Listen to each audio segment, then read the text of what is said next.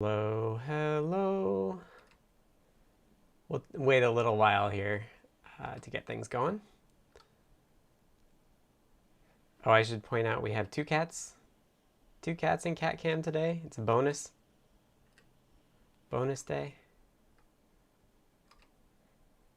I'll say hello to folks as we get things going.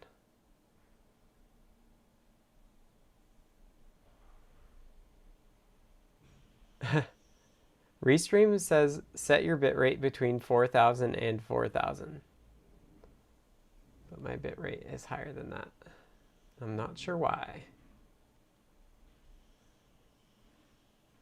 It just wants bitrate exactly 4,000. I'll have to remember that. That was an interesting hello.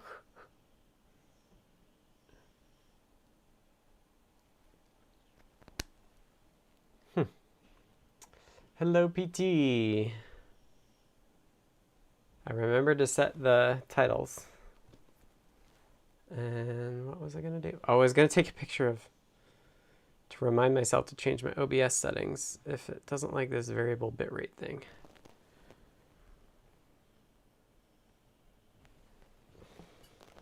Doing a big old state of the fruit. Have a good one. All right, let me say hi to folks. Jack was first, said, all right, let's see what's up. David's in the chat. Unexpected Maker's in the chat. Beata's in the chat, along with PT. In the Discords, we have G3 Holiday, Bruce S, Dexter, hello. Hams Labs, how are things? Things are good. Tigerbite, double cat cam until one gets annoyed you're talking. And Andrew says hello from Cornwall. Hello, everyone. It's cleaner day, so that's why Vin is in here. Hi, Steve from the UK. Two Davids, David Smith, David Buchanan. Moto Timo, Mark. Hello, Mark. Ah, Remoticon's going on.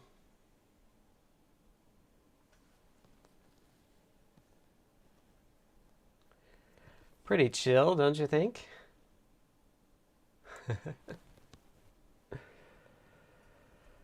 Hello, Simon. This Raspberry Pi stuff is just... I wish it was reliable. I wish it was. Hello, X-Micron. I'm actually surprised Vin hasn't gotten up. She must be sound asleep. Vin is the cat in the bed. Spook, for some reason, is sleeping with his head in the cardboard thing, which is hilarious. Hello, Retired Wizard.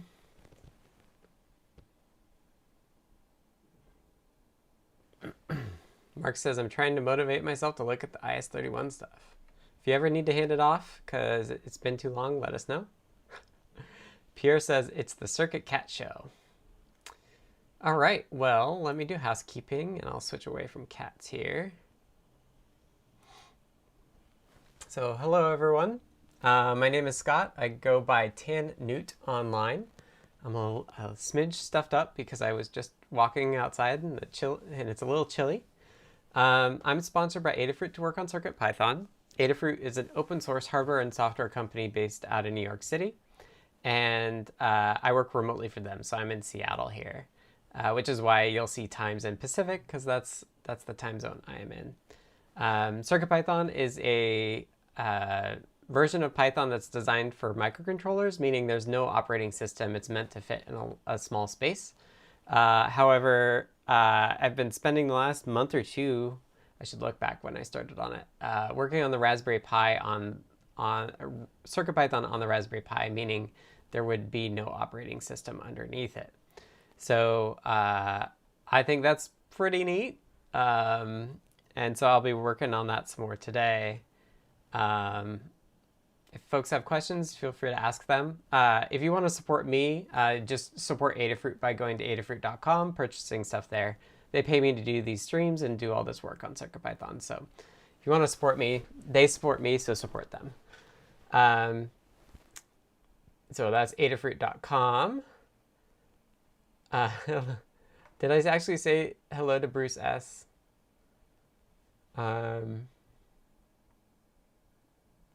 Nice. Hams Labs won some money. Congrats. Hey, Johnny. Yeah, so if you want to chat with me, this middle box here is the Discord server, which is available all week long, all year round. And you can do that by going to the URL adafru.it/discord. That's how you join. We'd love to see you there. And I post a lot of stuff there too as well. Deep dives happen every week, normally on Fridays at 2 p.m. Pacific. They go for about 2 hours. So questions are welcome. We've got more than enough time to modify them, or more than enough time to answer them. Modify them. My brain is kind of fried already, which is great. And thanks to whomever put a note in the doc that I will not be streaming next week. I was going to add it there, and I was noticing that somebody had already added it. So that's really cool. So yeah, no stream next week. It's a holiday week in the US here, so I'm gonna work 2 or 3 days. Yeah, so that's the plan. We'll do it again 2 weeks. I think it'll be on Friday. Feel free to ask me on the Discord. I haven't double checked for the week after that, but okay, so Bruce is going to be skiing. Dexter says CircuitPython on the Raspberry Pi Zero 2W uptime 6.4 days. How did you do that? I don't feel like mine is reliable, as reliable as that yet. Hello, Minnesota Mentat. Okay, so I guess we'll dive right in. Get your snorkel on. Simon's breaking out the ESP32 S2 Kaluga. Yeah, so I actually picked up some S3s, so we're gonna have to get those going at some point soon. But I don't want to talk about that today. I thought I'd talk more Raspberry Pi stuff. So I've been kind of doing these dual threads. I think this is the second week I've been doing this. One is I've been trying to get the reliability of the Raspberry Pi CircuitPython better. In particular, the Zero 2W was having some problems with hangs or crashes.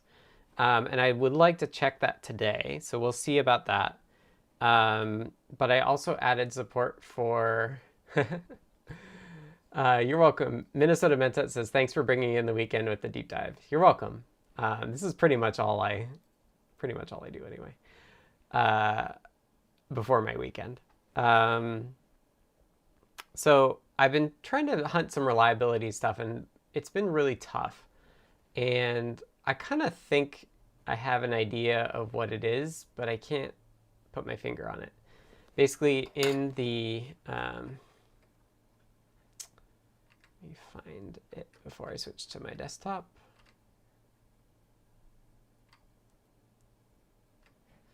So in the datasheet for the BCM 2711, there's this section called, I'll leave that. This section is called Peripheral Access Precautions for Correct Memory Ordering. And this is not something I've been paying super close attention to. But it says the BCM 2711 system uses an AMBA-AXI compatible interface structure. In order to keep the system complexity low and data throughput high, the BCM 2711 AXI system does not always return read data in order. The GPU has special logic to cope with data arriving out of order. However, the ARM core does not contain such logic. Therefore, some precautions must be taken when using the ARM to access peripherals, which is most of what we're doing. Accesses to the same peripheral will always arrive and return in order. It is only when switching from one peripheral to another that data can arrive out of order. The simplest way to make sure that data is processed in order is to place a memory barrier instruction at critical positions in your code. So, and then it goes on to, it has this example in the second one. as interrupts can appear anywhere in the code, you should also safeguard those. If an interrupt routine reads from a peripheral, the routine should start with a memory read barrier. If an interrupt routine writes to a peripheral, the routine should end with a memory write barrier. This is kind of blowing my mind. So they have this note here that says kind of two reads from different peripherals, A status and B status. And it says, without precautions, the values ending up in the variables A status and B status can be swapped around. Like, no wonder it's so hard to program on a device like this. Like, if you have to get memory barriers in the right places in order to have this happen,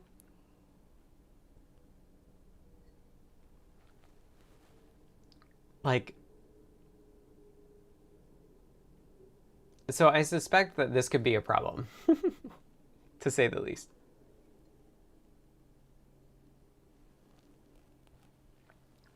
So let's show what I've got and kind of just start where I left off. I'll take this off because it's getting warm. It's already 78 in here. Does anyone know if the Feather interface handles I2S? It does not specify I2S, I don't think. DCD asks, what are the recommended barriers? Well, they say, up here they say a memory write barrier before the first write and a memory read barrier. They don't specify exactly what instruction to do it. I've been using a DSB, data system barrier. I forget what it's called. But I'm trying to use the most aggressive, the broadest, the slowest synchronization primitive to just like have a baseline, because that should work the best, ideally, if you put it in the right place. Yeah, so I think this could be causing some of my problems. Let's just get my Windows set up again. I just restarted, so I've got to kind of get everything going again. So this top right will be the uart output. And then this is the pane that I usually make. So we'll just do a make here. I think Christian was trying it earlier this week, and we did notice there were some issues from switching between debug and not debug. So yeah, David has a question. When you hit a problem on this project, do you ever jump over to the PiOS source code to see how they implement what it is you're struggling with to get clues on how to proceed? Yeah, so PiOS is based on Linux, so I have looked at the Linux kernel for some stuff. In fact, I was just trying to debug. You'll see that I added ways to get the current frequency and the current temperature of the chip, and it uses the video core mailbox. And something's happening with it where I'm not always getting a response. Like I write to the register that it's supposed to respond to me at, and I just never get one in. So that's one of the things I was working on today, was trying to figure out how to do a timeout from that. So I was looking at the Linux source code for doing that, and they do also have a timeout mechanic. So I thought maybe that would be needed, but I'm not sure why it's as unreliable as it seems to be now, because it seemed to be before it was more reliable. So the way that I have it, and I guess I should have done my overhead, but I basically have the same setup, but I'm doing a network boot. So I have a modified copy of the Facebook TFT tftp server. So I can run this in this tab. And what this does is when the Pi boots up, it queries my desktop for the files it needs to boot up, which is pretty handy. And I think I mentioned last week that I was having a lot of trouble with it, but this week I haven't been having any trouble, so I'm not sure what it was. But let me switch to here. So I'm no longer on the screen. The bars is the converter for the HDMI output from the I/O board that I'm testing on. So what we're seeing in the top right is the UART output. So this is it booting up. Was that Facebook TFTP? Yes, it was. fbtftp. It's a Python implementation of a tftp server, which is quite handy. So what we have here is, I don't know, where was I at last week? So I got SD cards working, basically.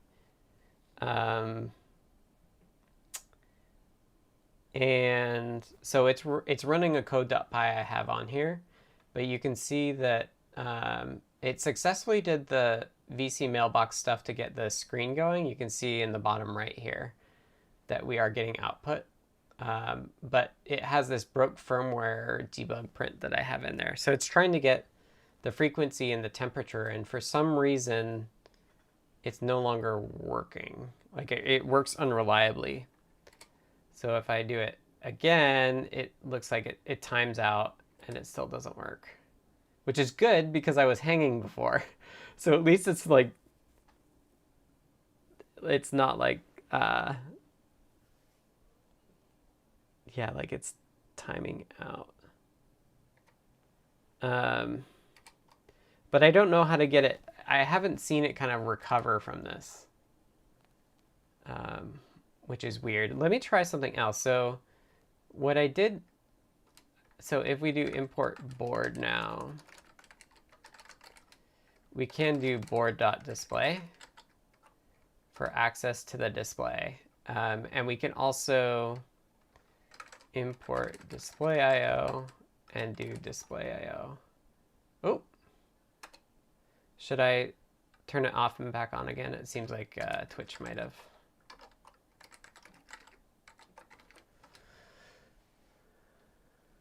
Ah, so that didn't work either. I'm going to turn Twitch off and back on, so sit tight.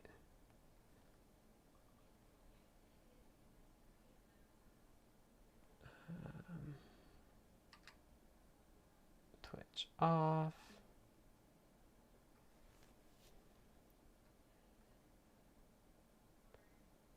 Oh, interesting. It's interesting because I'm getting a bitrate warning, but the bitrate warning goes away if I have Twitch off. So I wonder if it's Twitch that's particular with my bitrate. I should just set it. It's telling me to just set it to an even 4000, which I totally could do. Right now it's variable. But I don't want to mess with it during the stream. Thank you, Foamy Guy. Thanks for let me know if it has trouble again, and I'll.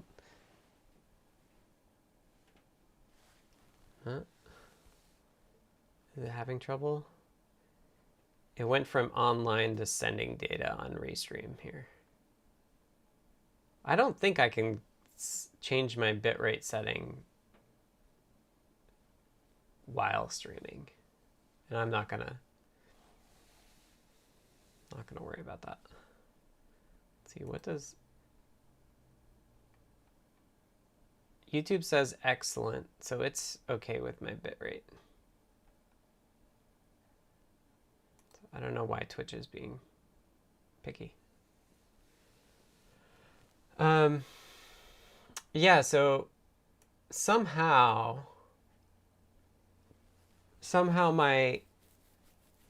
my mailbox code is no longer, it's like breaking, which is very weird. And I'm not sure why.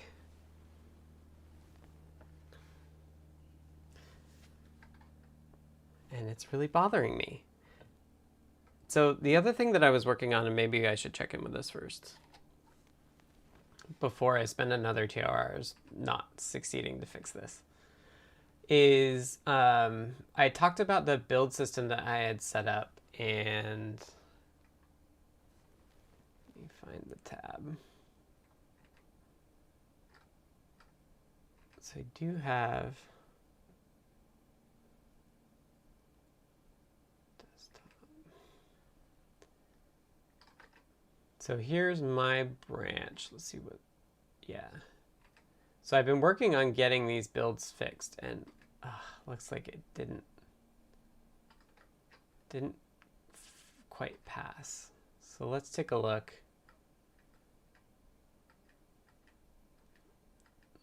Yeah, so it's still going.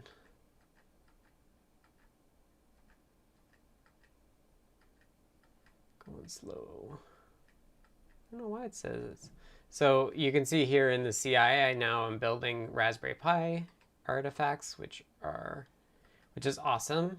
You know, we would need to do that to do releases and stuff. So this is pretty big. The dependency on the firmware directory so that we can make the full image is pretty large. So I did this Python script that we call in this get cp depth step, which is new, and it fleshes out all of the submodules needed for a specific build rather than all of the submodules every time. Because before I limited it all, it was taking like 10 minutes to just get the submodules for some stuff. So I've optimized that, and it should actually be shorter. It should be faster now. So here it's a minute 16, which is pretty slow. But if we look at a different build here, this is only 33 seconds. So it depends on what the build needs, but it should be. Hello, Emma. I don't know any Swedish. I have sung some choir music in Swedish. I don't know. So this one, the operation was canceled. That's weird. Anyway, so I'm letting this run. Testing changes to the CI takes a while. Especially it looks like it's limiting me to 10 at a time. So it's going kind of slow. So we'll let this run. It's doing a lot better than it was a couple days ago, though. So if folks do want to try this stuff, let me know. I'm happy to post more builds in the live broadcast chat. Just let me know whether you need a 02W build or whether you need a build for the CM4. And as David pointed out, I think earlier this week, he was asking whether we match the pin names in Blinka, so I thought I would do that. Karaoke. You look kind of brain confused anyway. Yeah, this Raspberry Pi stuff is brain confusing. I think that's fair.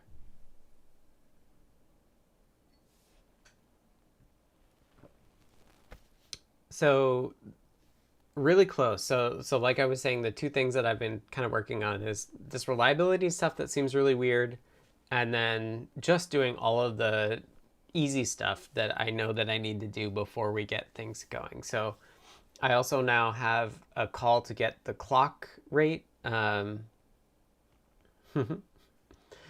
sorry. I know that if you're watching only on YouTube, realize that YouTube is going to lag because it has the closed captions down there, or the auto closed captions, which are worth it, but they do cause it to be more delayed. So I think Twitch is back up if you want to switch over to twitch.tv, twitch.tv/Adafruit, if you want it to be less laggy and don't need the closed captions. Okay. Yeah, so I did a lot of like kind of get everything going. So I got the CI going. I should be able to release the files now. Yeah. Would I need a debug hat or a soldered up SWD to help test? No, you should be able to just load an image. I do recommend having the uart connected, the debug uart, but you don't need the SWD unless you want to get all the way down in the weeds. But yeah, I can post builds, so I can make images now, which are cool. So you can use Raspberry Pi Imager, or Dan used Dupolina. But maybe I should just try it on the 02 and just see if this firmware problem happens on the 0.2 as well. I'd be kind of curious to see that. So maybe I'll give that a shot here. Because I was like working a lot on this stuff earlier today. That's part of the reason why I'm kind of frazzled, is that it just stopped responding to me and I don't know why. Like, I don't think I was doing anything untoward, anything bad about it. I guess I could show that code that I'm running.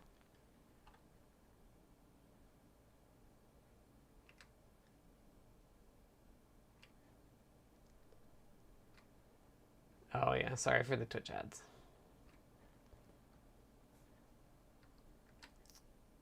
So here's the mailbox code that I've kind of not been changing too much.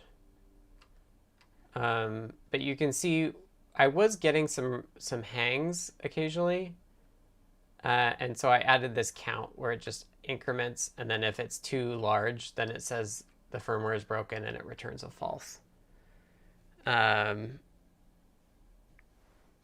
So, hey JF.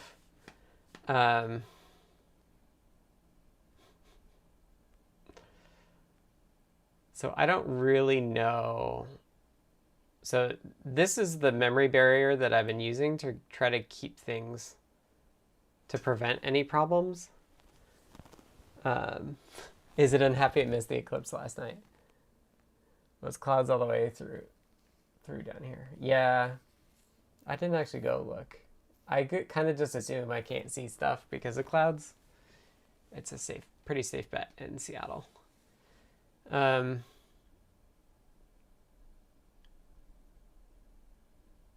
It's possible.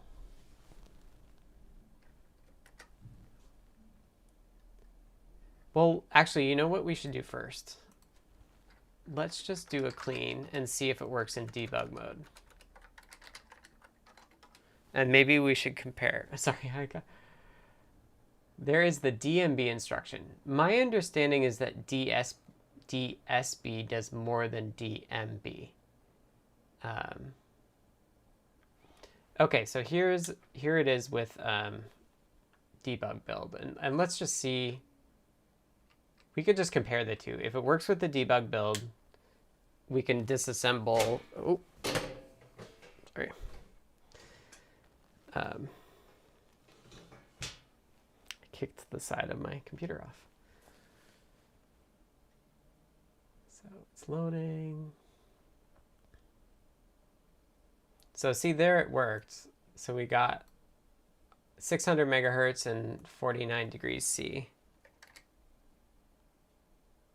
Oh, but it broke again. So it doesn't work in debug mode either. So it worked once, and then it didn't work. And I'm not sure. I don't know why. I don't know why it goes from working to not working.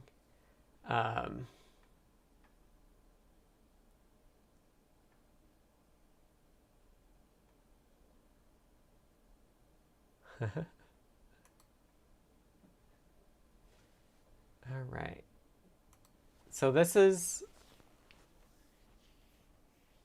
been really frustrating. Does it always work in the release builds? No, it doesn't. The release builds were what I was testing with the first time.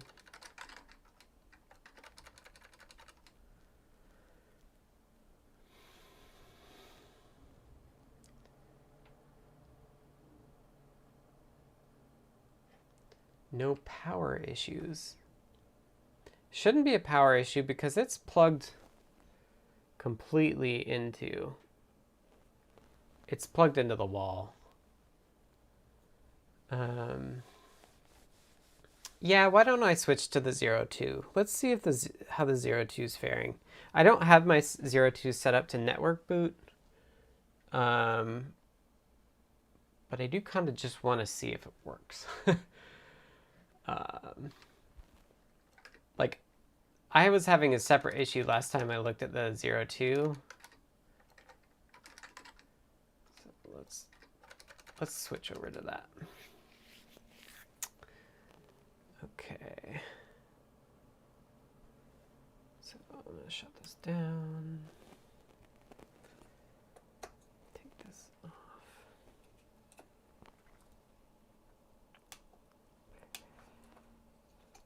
Oh, you know, maybe I should make a second debug header. Ooh.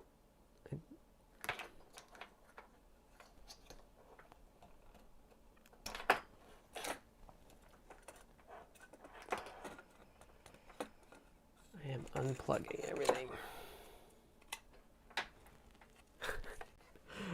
Well, I have this, one thing that was throwing me off is this is the I/O board because I was using it for the SD card debugger. So I'm using the I/O board where the SD card slot doesn't hold the SD card. So I have this piece of tape, but the piece of tape is not perfectly, it doesn't work perfectly either. So I was like, oh, suddenly somehow I have SD card problems, and it's like, oh wait, that's because the piece of tape came up. It's just been so fun. It's just, it's so hard because I'm so close. Like when I get like this, when I know I'm so close to finishing something or being able to send out the code, then I really want to do, like, I want to finish it. But with this stuff, it's been so flaky in weird ways that it's been really hard to do that. Sorry, I'm just swapping my HDMI cables here so that I can HDMI to the 02.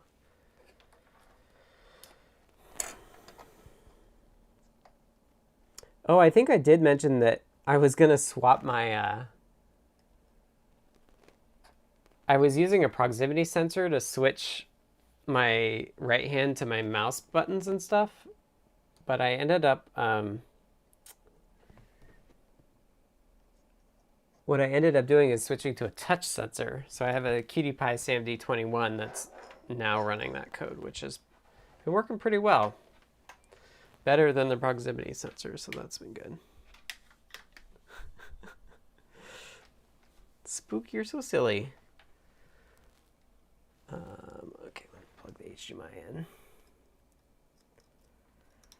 And should I show the imager process? Network boot. Yes, David, network boot is where you can tell the Pi to get all of the files it needs to boot from another server on your network. Which is, it was unreliable for me for a while, but today it's been a lot better, or this week's been a lot better. So it's been really nice, where I just type make and then restart the Pi and it hits my server that's serving the copy that I just made.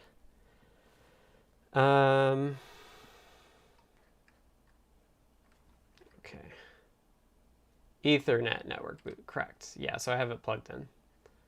So here, this is the folder, the RPi common files is the folder that I have, like the config.txt and stuff in. And I think I will just RPi imager it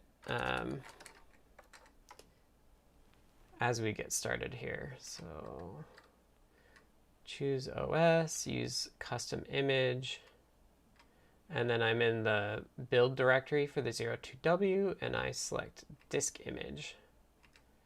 And then I choose that drive, and I want to obliterate it. I don't know if this works. Otherwise, I would send it to people. If you want to try it without knowing whether it works, let me know, and I'll drop it in the Discord. My branch on GitHub is really up to date though too. So if you can build it and want to follow along, you're welcome to do that too. There's just a few debug prints that I haven't done. Monotima says Belina Etcher is also a good imaging flashing app. Yep. And Dan used that. So it should work too. Hello, Paul.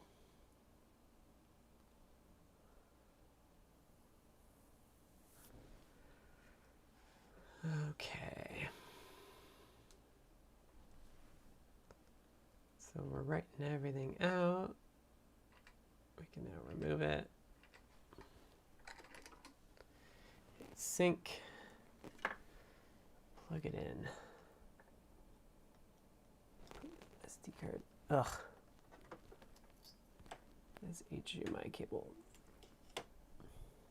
Not spectacular. I have a lot of different things wired up. Okay. SD card is in. Oh, you know what? I did get a switch for this.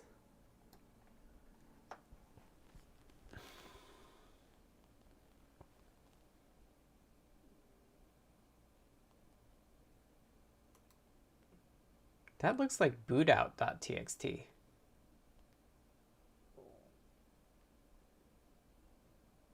Which is interesting. And it's not responding. The text on the Twitch feed is more readable. Huh. Do you have Ethernet plus power for the PiZero 2? No, I do not.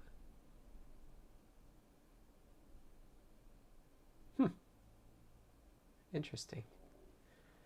Okay, so something's going on here. Let's debugger it. So we want the Pi3 config. And here we want 0.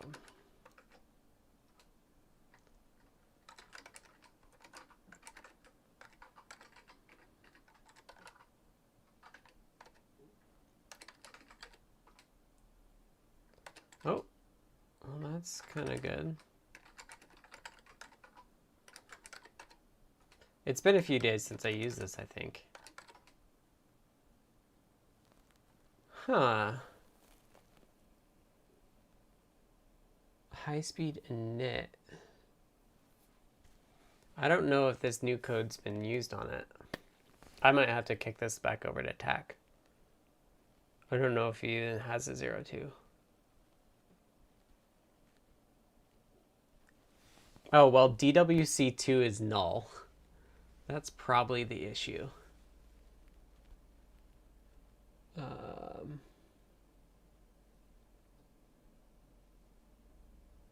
I assume that we don't want that.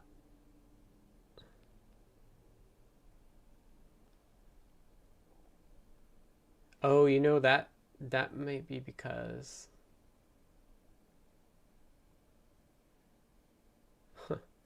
I don't know where that number is coming from. But that would certainly cause a problem.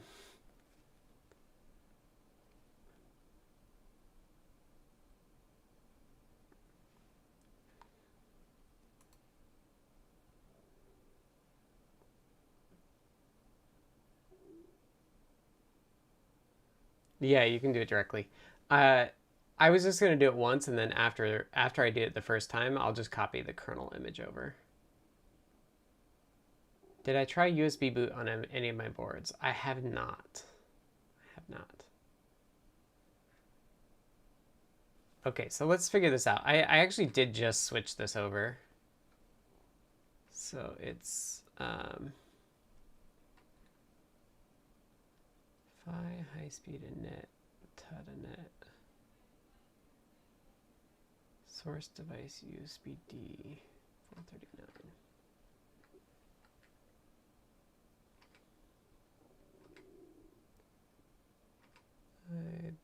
Tiny USB source device.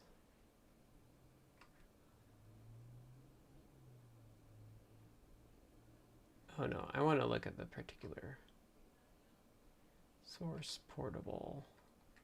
I was using this Broadcom one, but I want to switch it to this generic Synopsys one. So let's see what it does.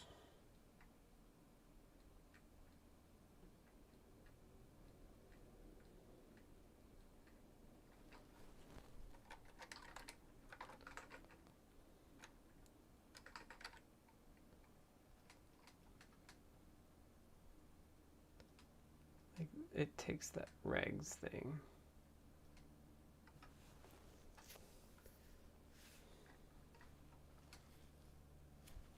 Here's the init.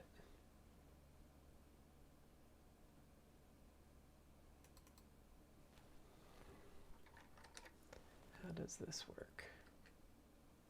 It's probably from here.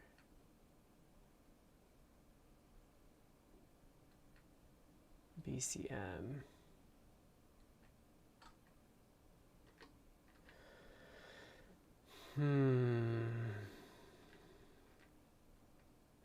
I think if I remember right, this is 3F.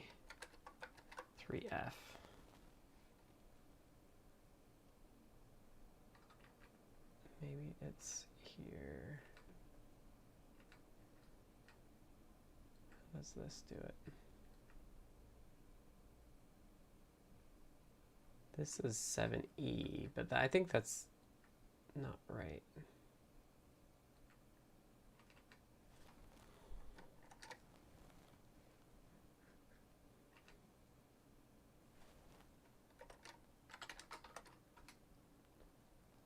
Yeah, 3F.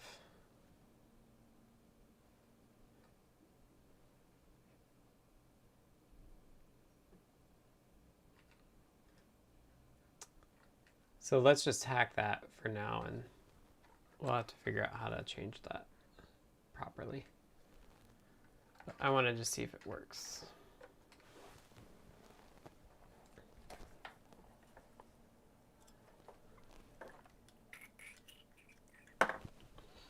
I'm not convinced that doing this SD card dance is that much slower. At least maybe I'm involved.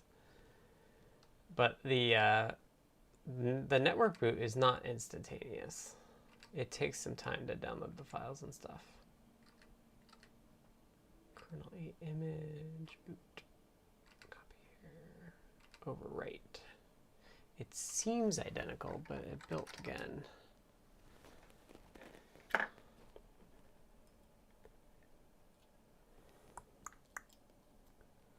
It's weird that the boot info went there.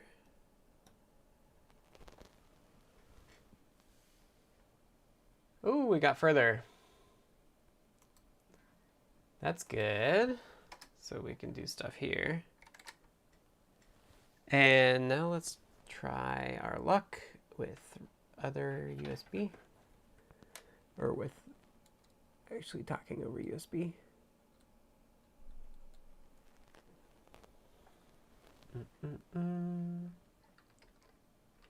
We got a drive. Oh, and it did load. I don't know why it's so slow. Maybe because it's gigantic. Let's do import microcontroller, print microcontroller. Actually, let me see if HDMI is going. Looks like it is. Microcontroller.cpu.frequency. So now we want to see if we have the same problem with the mailbox.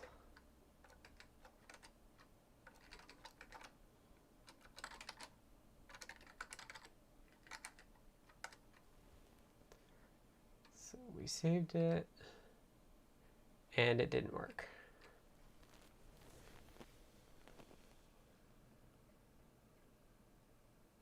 A colleague swears by Air Flash Wi-Fi cards and just uses SD to micro SD adapters. I haven't bought one yet. Are you sure you don't have too many files on the boot partition? I believe the Pi Foundation put images for all their boards, or all the ARM version they use. Might be possible to be selective and remove some of the blobs. Yeah, that's true. I would believe that, but it's a 255 megabyte partition, and it's like not super full.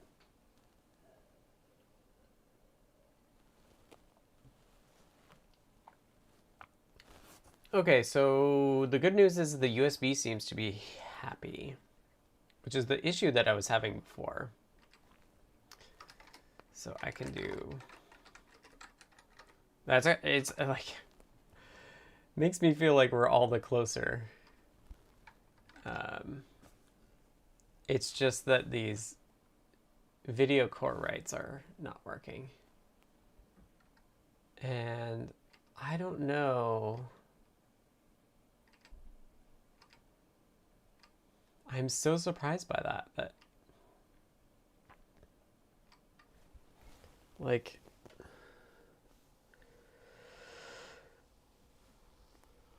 I don't know what it is that's breaking my talking to it.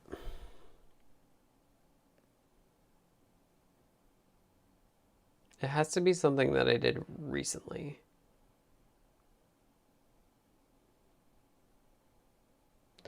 Like, when these break, it makes sense that I'm potentially not recovering well from it. So we can still do, let me eject this.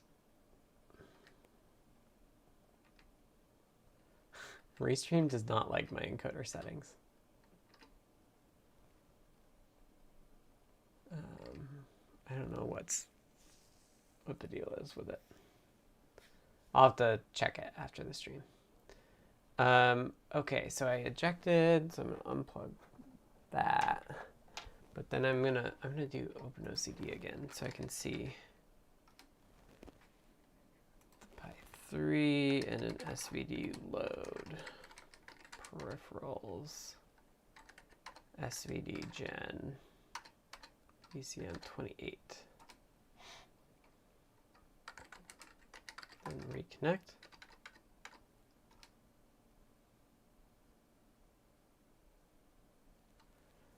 Does anyone else have hiccups on the Twitch stream?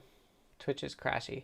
Yeah, sorry about that. I don't know. I must like have a different setting, or like OBS shows that I'm doing a variable bitrate out. So the kilobits per second is changing, which is basically matching what I'm seeing on Restream. And then Restream has a yellow warning that says it needs to be 4,000 exactly, which is new. I haven't seen that before.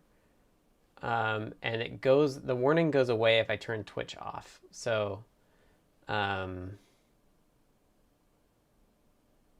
I don't know what the deal is. But now that I know it needs to be 4,000, I'll take a look at it.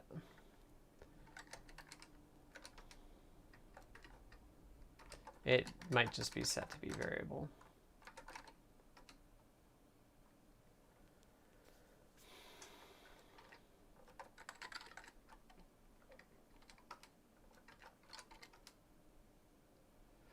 I think this is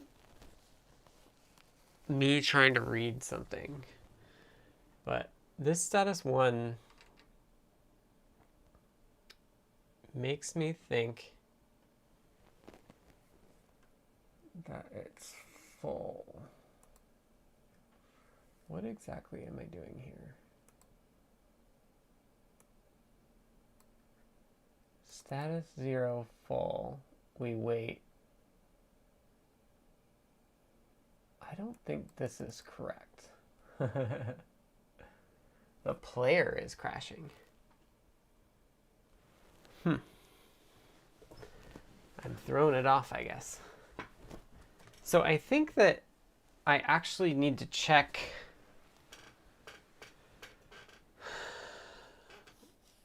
like the different, the statuses might be different. I'm checking the same bits to see if they're full and empty, but I think it's actually two different, I thought it was two different status registers.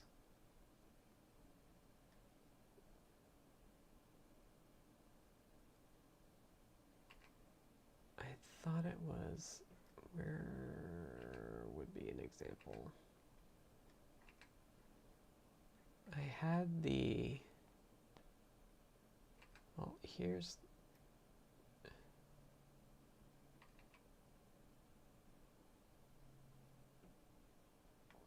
writing to the mailbox.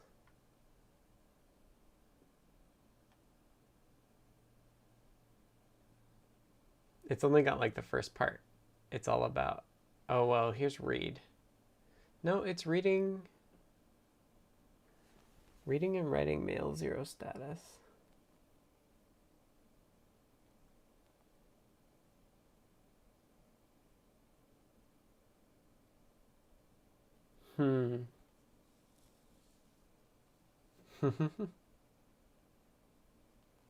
Sorry about the Twitch troubles, folks. I don't think I had a fixed bitrate before. I thought it was variable before as well.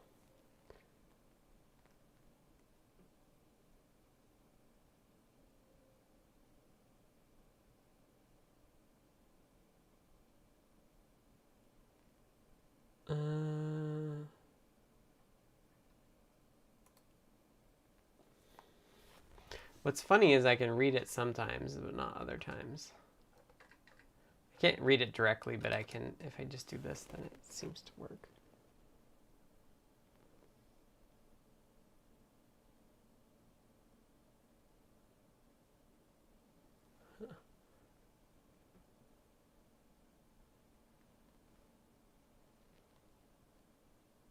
Write messages to the video core.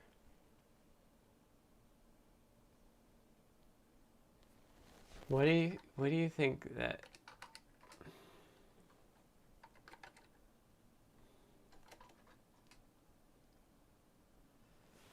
Yeah, so for some reason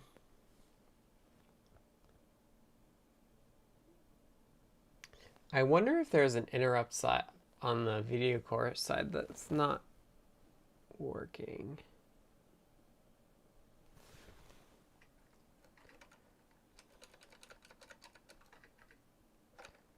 Like somehow we can break that, maybe?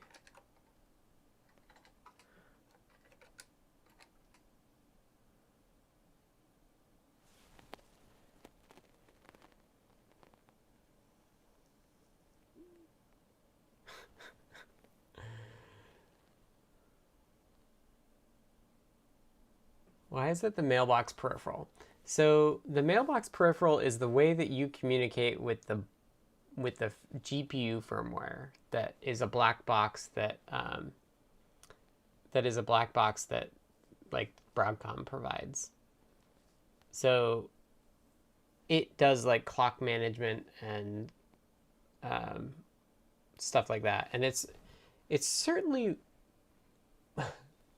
mostly working. Because at the start, which I guess we're not printing out, we were printing out a bunch of stuff at the start about it. Yeah, they like the term mailbox. Mailboxes also have doorbells, usually, which is like the interrupt that tells you there's something in the mailbox. It's kind of funny. They love their mailboxes. So I wonder if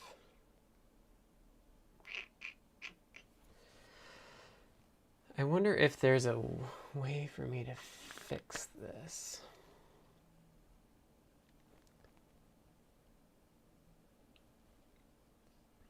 It's broken across. I did see in Circle, they do a flush.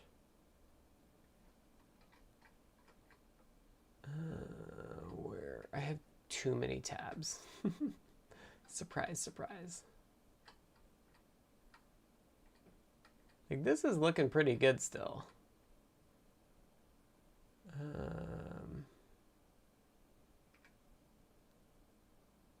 I requested USB PIDs for all this stuff too. That's why this is open. I can't find it again. I'm excited that we're not having USB problems. That's a start. Circle.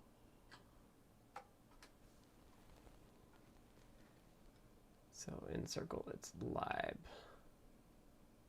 Is our screen updating?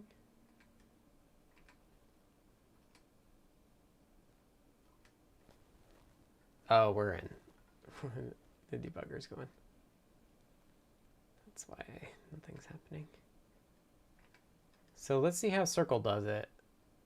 Circle has this VCM mailbox, and they have a rate read, which is a peripheral entry, which I don't think does anything on the 2711. There's no such thing as too many tabs. I beg to disagree. So what's interesting here is they have this flush mailbox way back when the boot CPU was an 8051. I don't miss it much.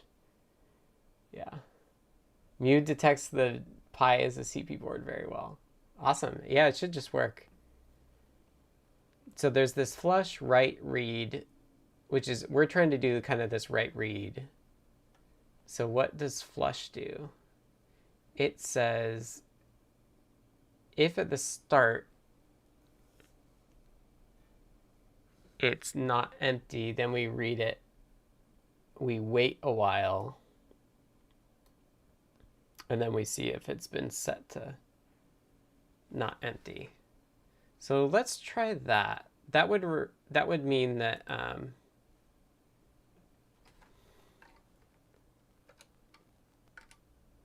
while, so maybe like if the timeout was too fast,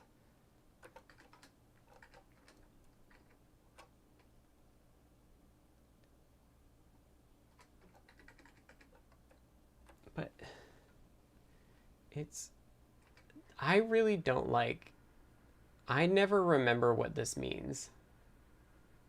Like, there's no Boolean here.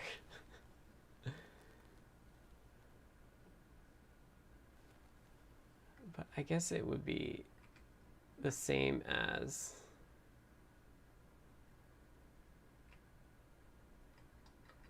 right, if it's not empty, so meaning there's something in it, then we do a mailbox read and throw it away. And in fact, if we get in here, let's do a print. Throw away response.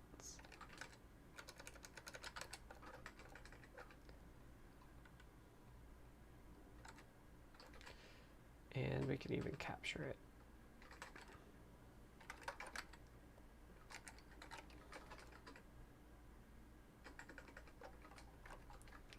Because it's probably the thing we didn't wait long enough for. So let's see what that does.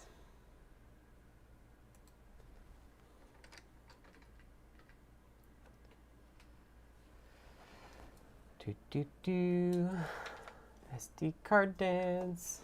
I could set it up to do network, but I ordered some extras, but I still haven't gotten my extras, so it's just this one.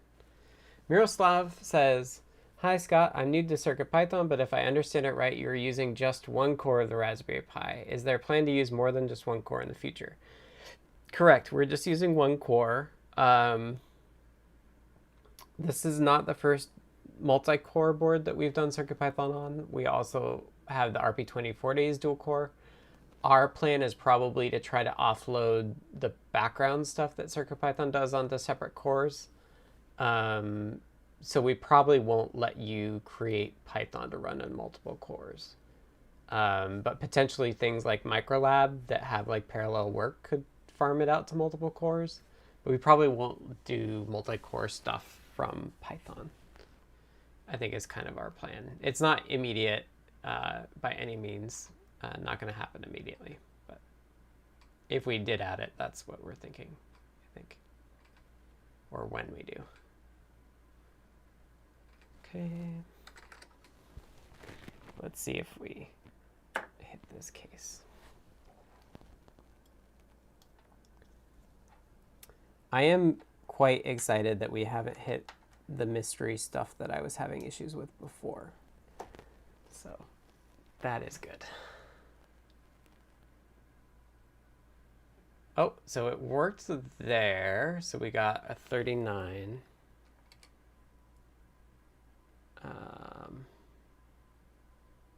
And then nothing here.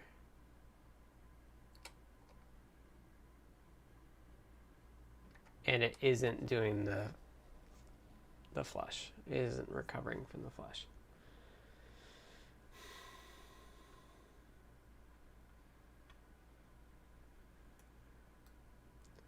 So it worked just fine until it didn't work.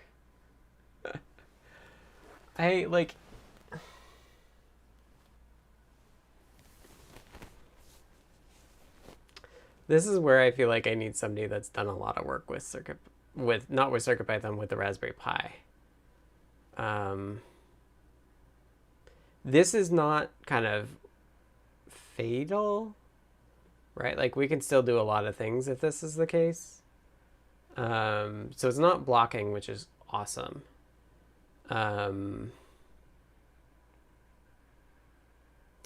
So I'm wondering if anybody's...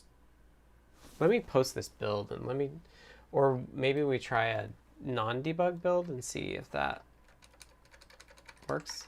Maybe that's the thing I was having the problem with. So let's try that. Just because I'm a masochist.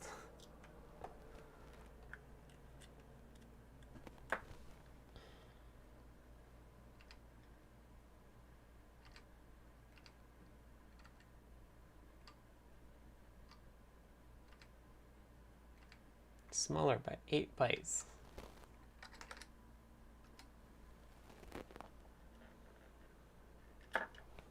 Restream's not very happy with me. I don't know why. Maybe these Radeon drivers are not as good. Well, that certainly popped up quickly. And it did work again. But then it doesn't work the second time.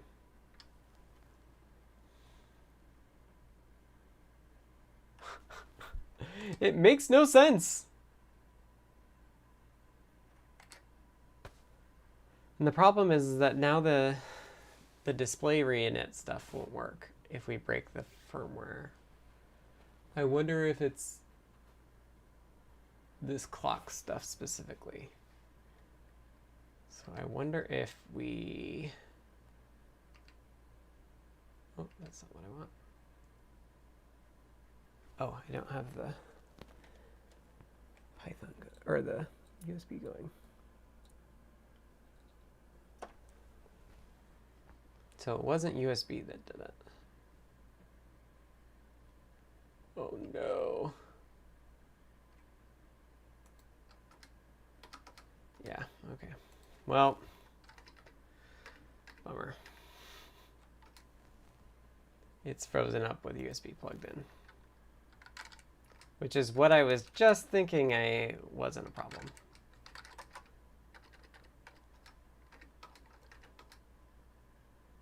Yeah. Ugh. This is exactly the problem I was having before on the Zero 2.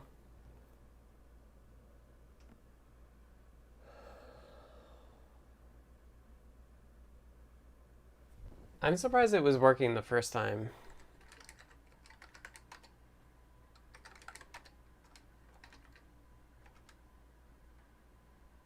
Like, it must be... This must be a USB problem.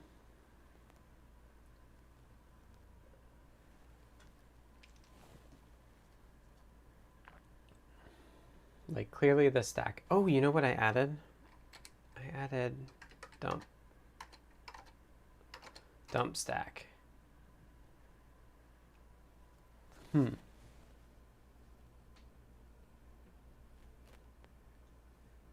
That's kind of interesting. So I added this thing dump stack to my Cortex A GDB thing. And what it does is it just goes through all the values on the stack and figures out if there's like a code line for that address. So in the case where the actual stack is not useful at all, meaning it's wrong, like we can still look over all of the values and kind of like try to get an idea of what it actually is. it looks like this is just, I think it's gotta be something bad in the USB interrupt handler. The fact that the USB interrupt handler is causing, like, it's coming out of the interrupt that's not working anymore. I wonder if, I was thinking about this. It looks like it's corrupting the stack. So what if we, oh, you can't see that if I do it over there. So in supervisor, at the we want the port supervisor. So we intercept the USB, and I wonder if we could just put a value on the stack and then see if it stays the same. I guess we need to make sure that it gets put on the stack.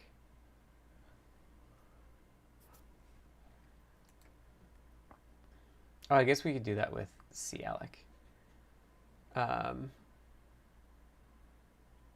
So brain, come back brain. In USB here, we have this init hardware. So this is kind of interesting in that these GPIO sets that I have here are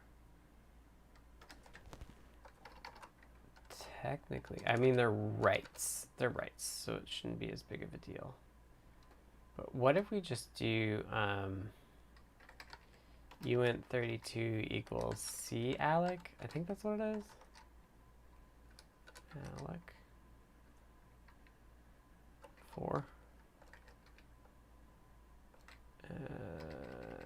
B equals 1, 2, 3, 4, 5, and then if B is not, or let's do a while.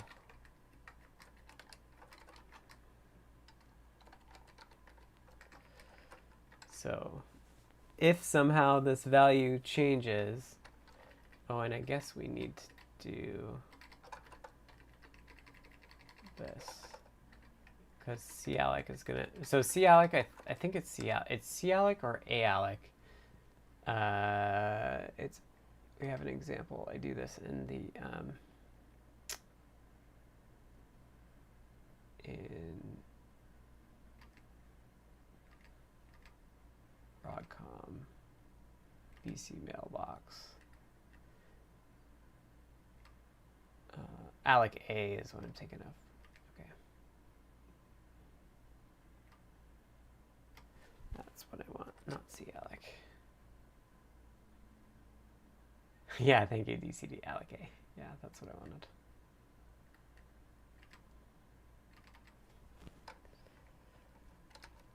So these are your barriers for unsequenced writes.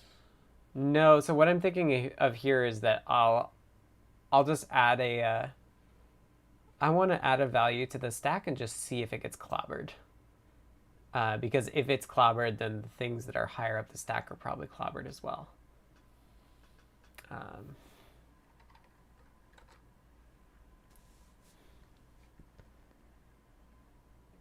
These set values shouldn't cause reads though, I don't think.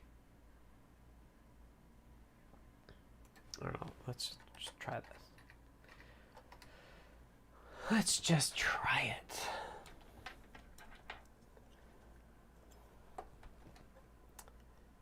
It's certainly an interrupt issue that is at some point destroying the stack.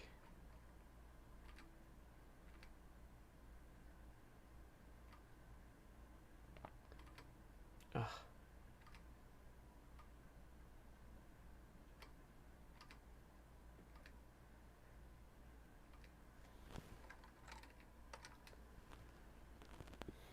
Like, that's bad news when you destroy the stack.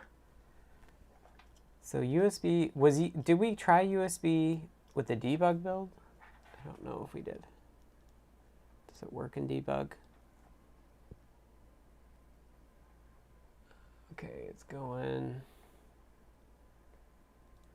And actually, let's do. So I don't think it matters where the code is. I think that's a red herring. I think it's coming out of the interrupt. That's the problem. Except there it worked.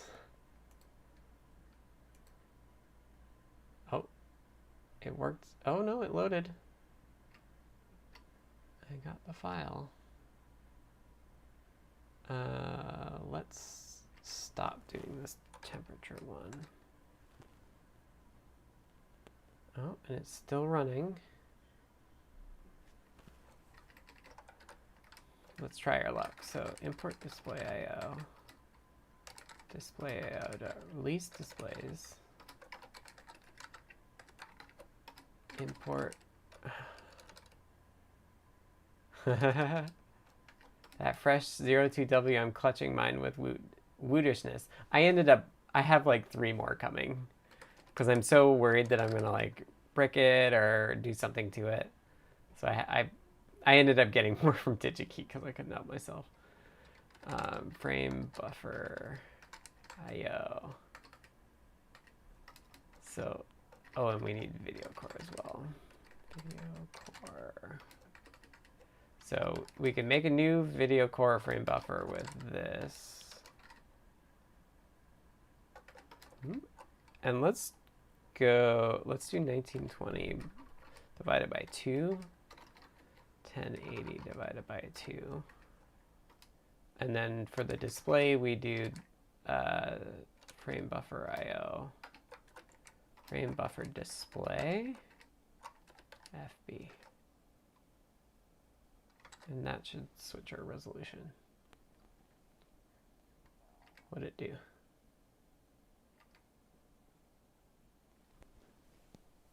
Oh, well. So it didn't work. Module object has no attribute frame buffer. So let's do video core. So with that, oh no, it's capitalized differently.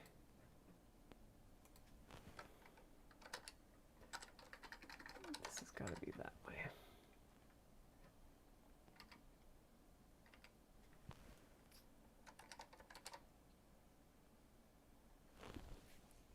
Not implemented error opcode. Well, that seems wrong. Oh, that's because we're not throwing an exception, which we should be doing.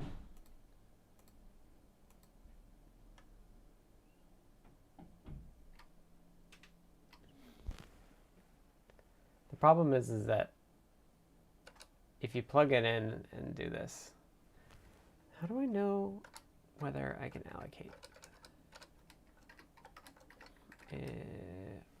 If gc alloc possible.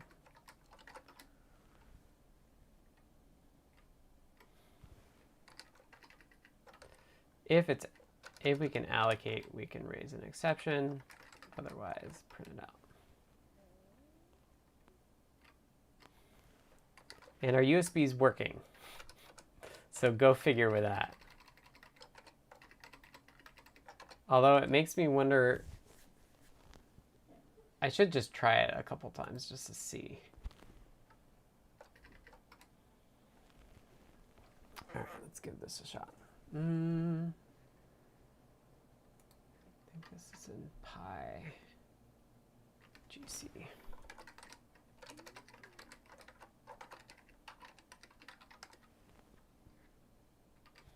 Probably. That would make a lot of sense. Okay.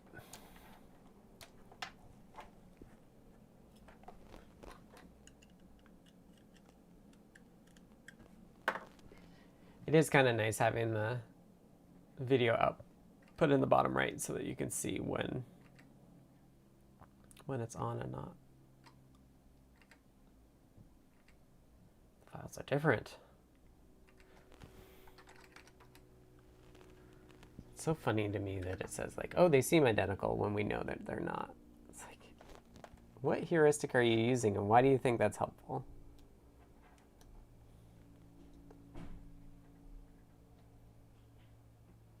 So, oh, look at that. We booted and now we're in widescreen. I don't know why. Oh, interesting. We still got this not implemented error opcode, which is very weird.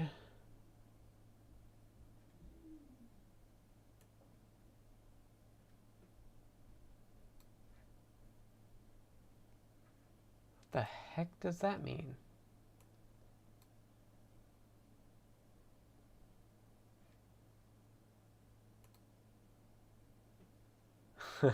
So what fixed the USB? Well, we are doing some random check.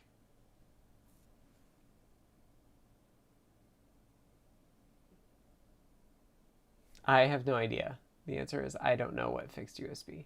Actually, we don't know USB is fixed because right now I don't have USB going. This is USB UART here. It is interesting that this is saying, this is raising an exception.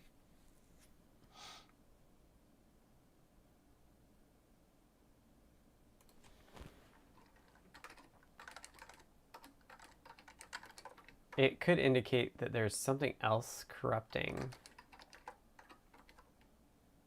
Oh, that's not going to work. Open code.py. fread. Like frame buffer display is working, but then printing the CPU temperature is failing. But something is doing not implemented error opcode, which is very weird. It's very weird.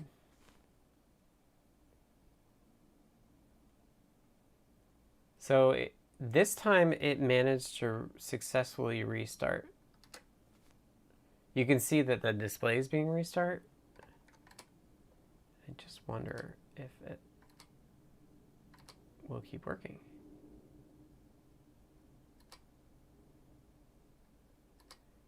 It isn't printing.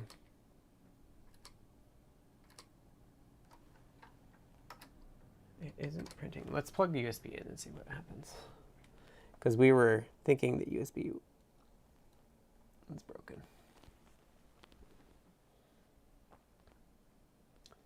So we got a drive. And it opened.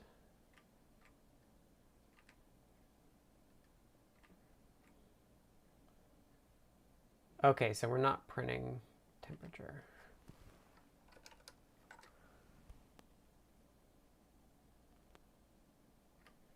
That worked. It worked and yet it didn't work. So that was pulling the frequency. Let's see what happens if we do. So yeah, so now it's not happy again. So that was the frequency call that gave us a problem. And now it's like permanently broken.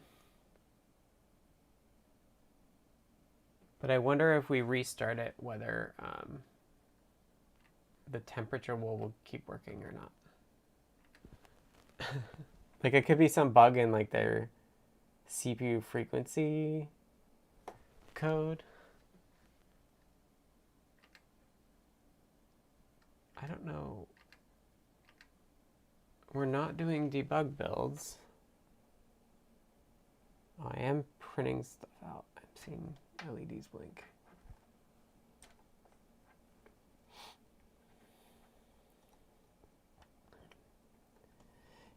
mystery.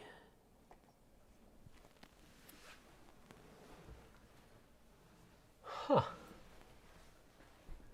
So with temperature, we're getting this not implemented error opcode thing, which is very weird.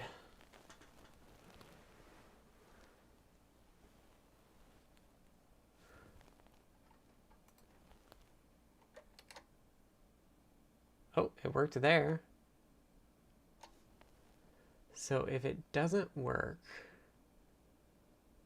we get this not implemented error opcode, which maybe it's because we're returning a 0.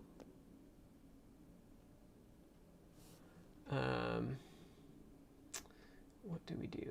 Peripherals, Broadcom, VCMAILBOX, get temperature, request. Okay, so we should say if the request doesn't work,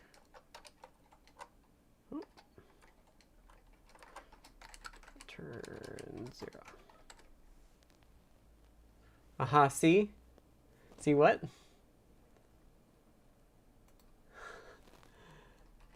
That we don't know why it works and doesn't work?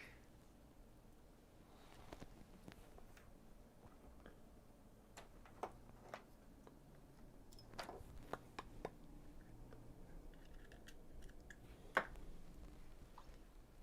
don't know why it's so picky about bitstream today.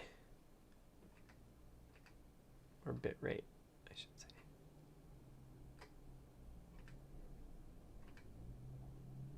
Hey, Timon.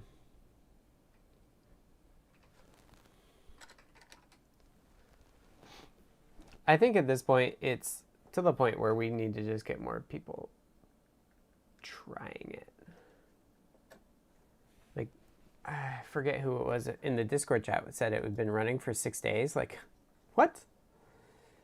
I don't feel like it runs 6 days for me.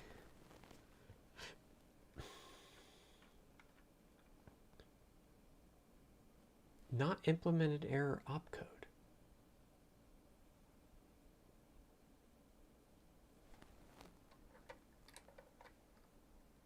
Then it works.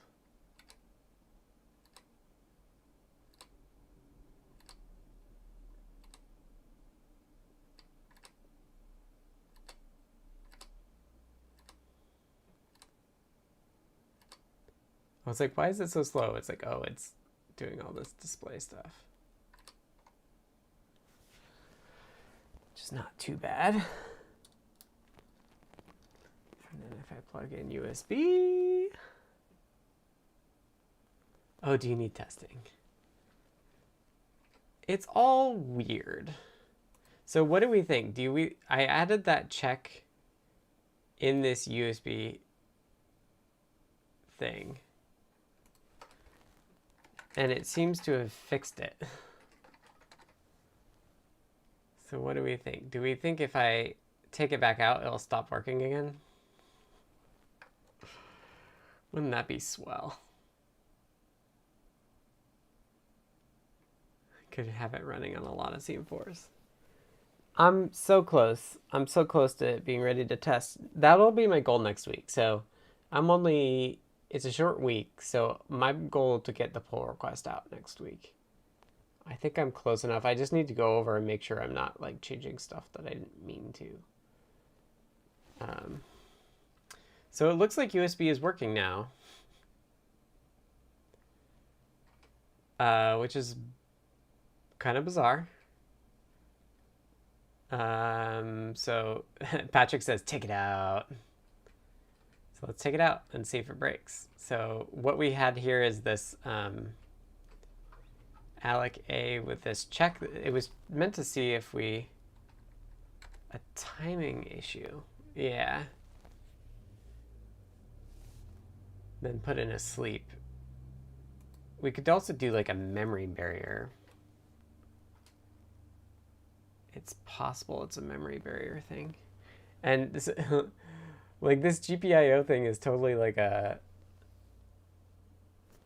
Okay. People are excited to see. Once I have another spare 02W, I think I'll set it up to... Dude, did you just get it working?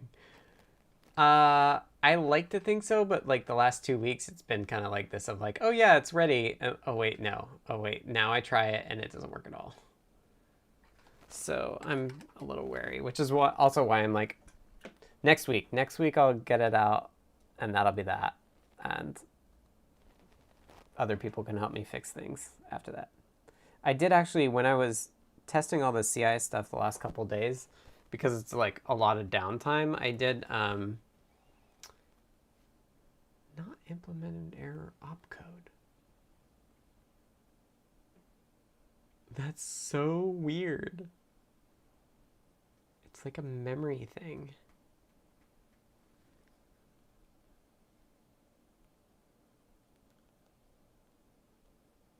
It shouldn't matter though.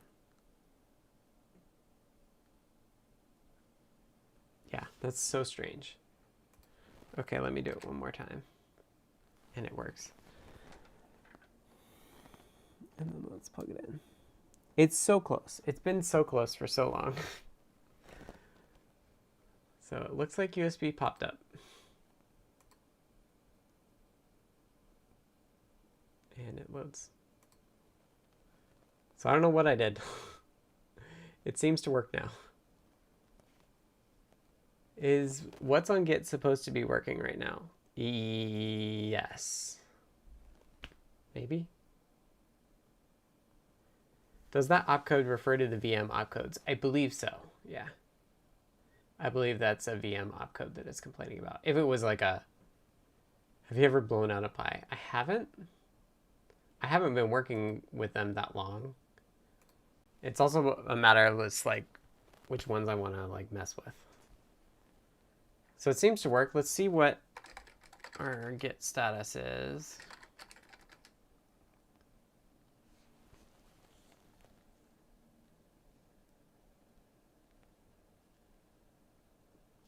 So like we have timeout stuff in the SD card stuff, which I definitely think I should do. This port get raw ticks. It does do a read to the system timer, and after reading that warning about mixing peripheral access, makes me want to guard against that in port here. So where we do get raw ticks. So I think around here we will want a memory barrier. So I'm just going to do the DSB, data synchronization barrier, and I'm going to do it, and the SY is system level. It's kind of like the most aggressive of that, and then enable tick, disable tick. Enable IRQ, disable IRQ. Those also need to be guarded. This is so ugly. And then in peripherals, interrupts.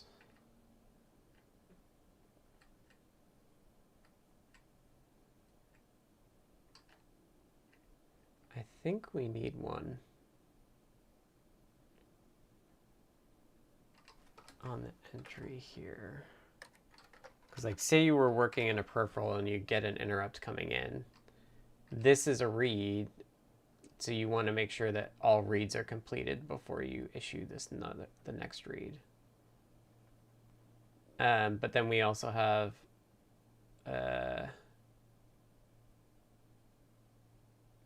we actually want a barrier here as well, in case our GPIO. Well, like that's just debugging. But ship it and let's open the champagne.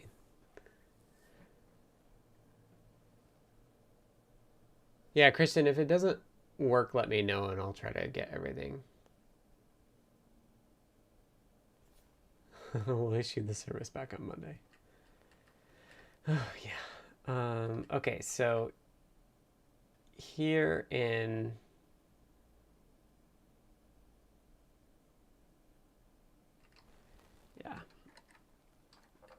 enabling and disabling a given IRQ. All this stuff changes with the other CPU versions. This is why I'm targeting just Pi 3 and Pi 4 right now. But let's just do barriers there.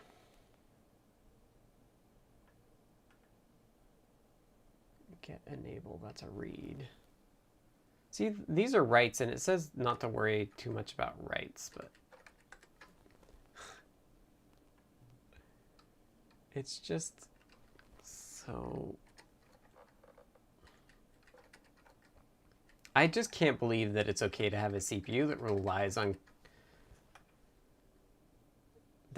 on software for memory ordering. Like, that just seems so wild to me. Oh, I guess this could go.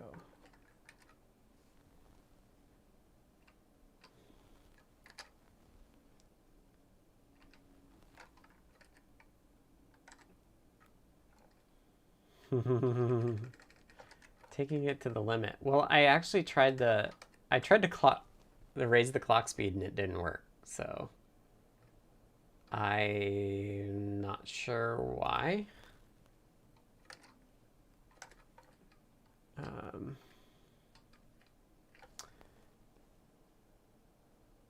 I get is,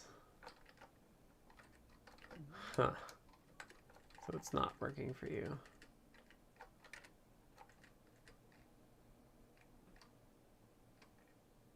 I can double check that I've got everything pushed.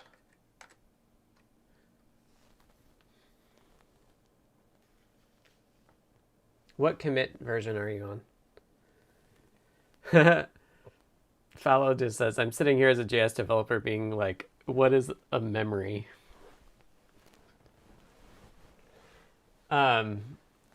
This is why I like this. So the mind-blowing thing here is like, all of this code that we're working in is like under a megabyte's worth of code. Whereas like there are lots of web pages that are larger than that. All right, I'm gonna drop this build I'll drop this build in the chat and other people can tell me whether it works or not.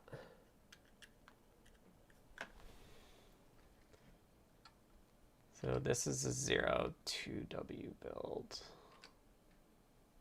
Here's the kernel. Fix stn's presence. I think that's it. I do have local changes though. Firmware.disk.img. So these are 02 builds. Let me copy this over.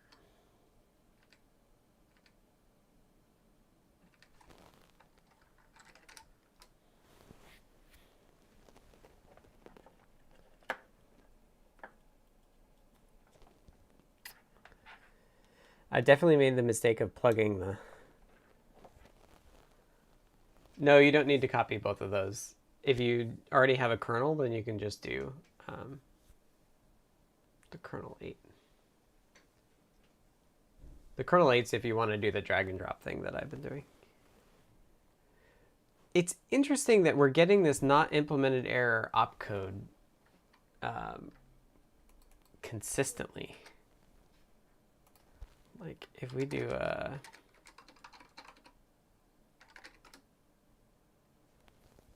error text,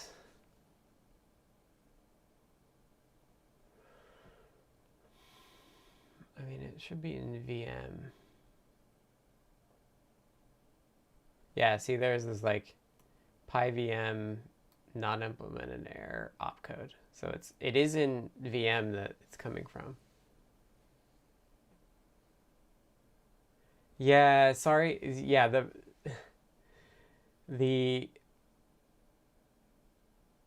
yeah, you'll want depth 1 on that Broadcom firmware submodule.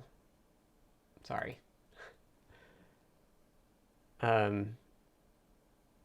That's the thing that I had to like redo how we get submodules for RCI to do, because it took 10 minutes to download. Otherwise, it's ridiculous.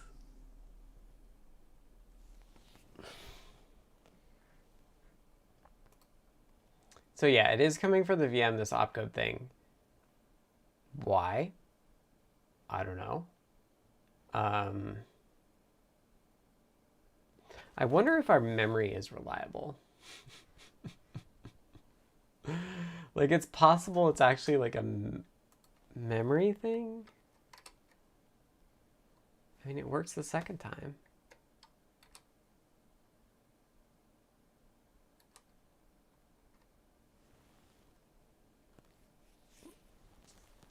I don't know. I don't know why that wouldn't work. All right, let's try USB. And let's see. I'll just, if this works, let's go through my changes and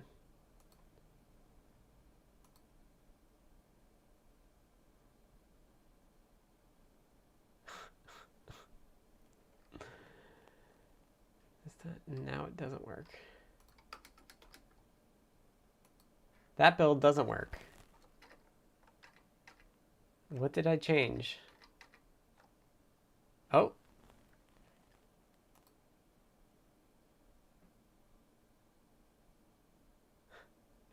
It says loading.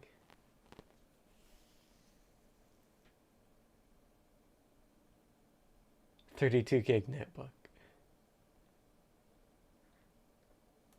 Yeah, so this is gonna be like, yeah, it doesn't connect. It doesn't connect until I unplug USB, which is very weird. And then if I had to guess, then once I do,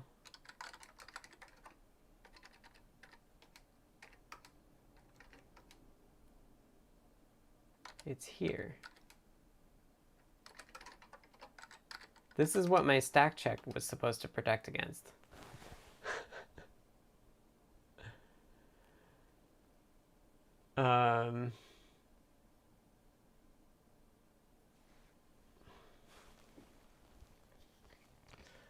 Let me take a look at all my changes and see if there's anything I think you actually do need.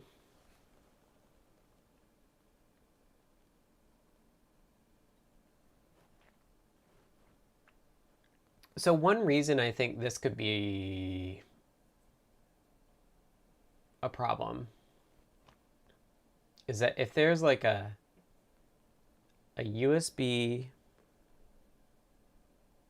interrupt that's not getting cleared, we're basically in the interrupt forever. And that, for some reason, that would hang debug.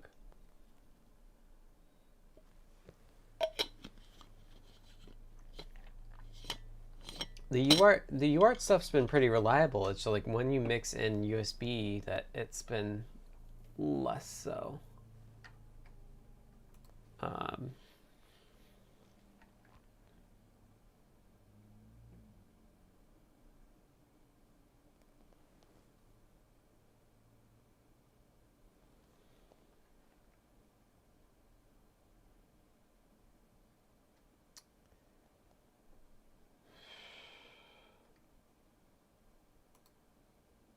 It's like very weird.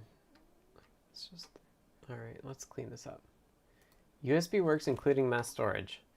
Right, on that build, but then on this build it won't. For some reason. Like, should I? So this is interesting. This system core clock, I don't think it really matters. It's not right.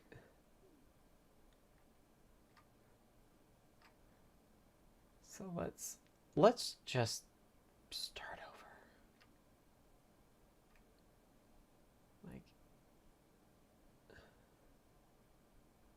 This is all timeout stuff.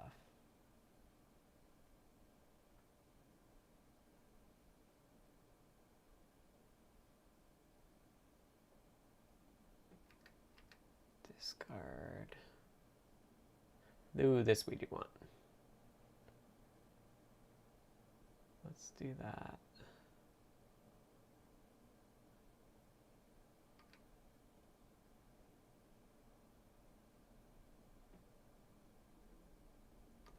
Do this.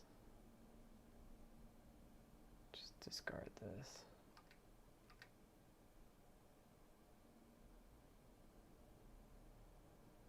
Discard this. It's all just debugging stuff.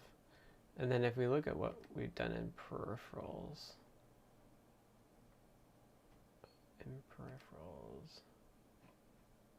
yeah, like it works sometimes. It makes no sense.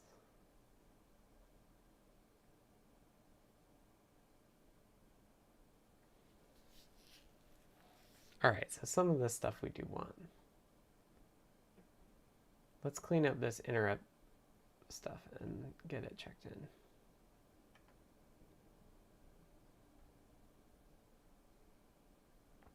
And this VCMAILBOX stuff.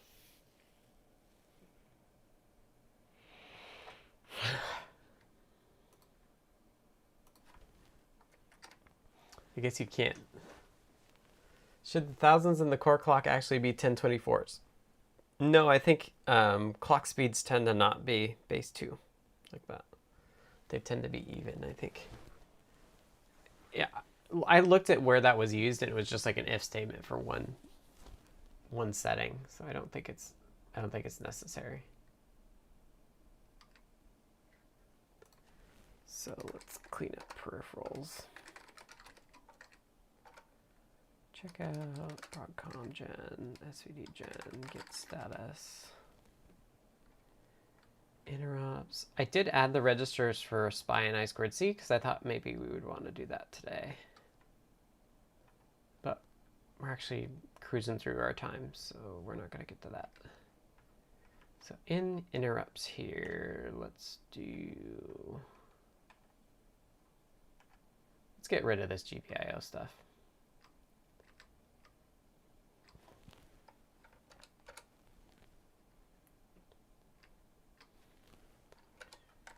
Because it's not helping me.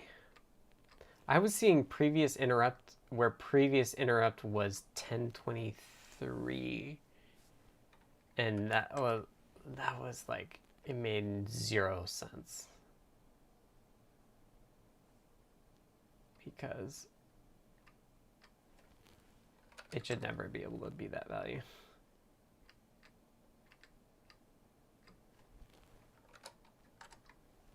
Does this look better? I just want to get basically what I have pushed. And before I do that, we should also check the CI. Right, so I flipped these, added this. Let's remove that print and the runtime. Serial repl. That's a good start. It's good for debugging. What file am I thinking? VCMAILBOX. VCMAILBOX. This is the reason I should get this code in, is that if it's not perfect, people can help me figure it out. Because I have been trying and trying and trying and trying. With little success.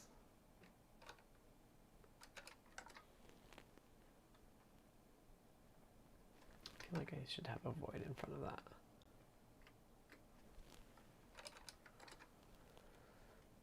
Okay.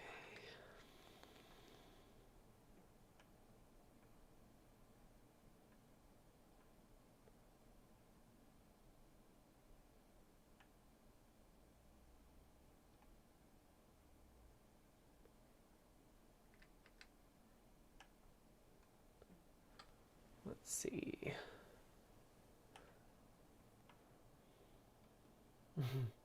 All these memory barriers are my version of sleeps, basically, for timing. Okay, this looks right. So let's do one more build before I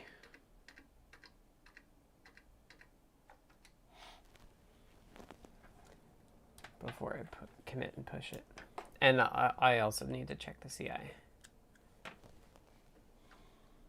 Thank you for testing, folks. It's really helpful to have other people confirming or denying what I'm seeing.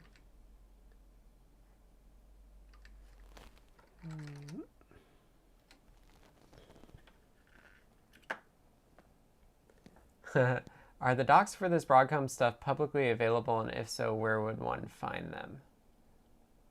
560 says, way easier to get going than I thought it'd be. USB storage shows up too. Yeah, that's the reason I think this is so interesting, is that it's just CircuitPython is so much easier than Linux is. This opcode thing is bizarre. And it works then. Yeah, so the mailbox, somebody just linked to the mailbox thing, and then you can also find this PDF here that I have, this ARM peripherals one. So it doesn't cover everything, but it does cover a lot of the peripherals you're going to use. So there's that, and the best place I've found for that is here. There's this Raspberry Pi processors page, and it has links to these manuals. So I'll post it in the chat as well. That's a really good reference. And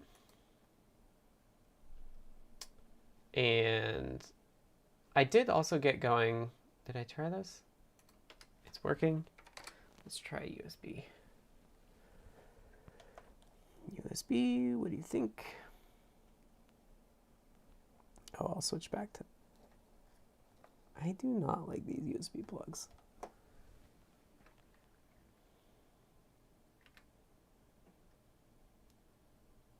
Hi, Maiko. Am I saying that right? Okay, so I think it stopped.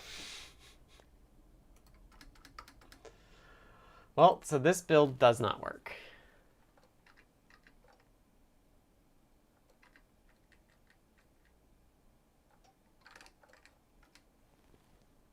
Yeah, see, so it's hung, and now when I unplug it, then I can connect the jlink.